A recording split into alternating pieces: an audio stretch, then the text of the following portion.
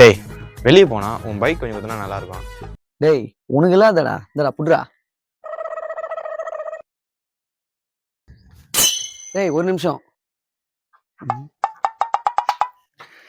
காத்து கொஞ்சம் கம்மியா இருக்குது, காத்து பிடிச்சிக்கோ. காத்து வச்சுக்கிறேன், நான் வச்சுக்கிறேன். டேய் அப்புறம் பெட்ரோல் மறக்காம போட்டுக்கடா. பெட்ரோல் தானே, நான் போட்டுக்கிறேன். அப்புறம் பிரேக் ரொம்ப லூஸா இருக்கு, அதை கொஞ்சம் டைட் பண்ணிக்கோ. அதுக்கப்புறம் செயின் வேற கொஞ்சம் லூஸா இருக்கு, அதையும் டைட் பண்ணிக்கோ.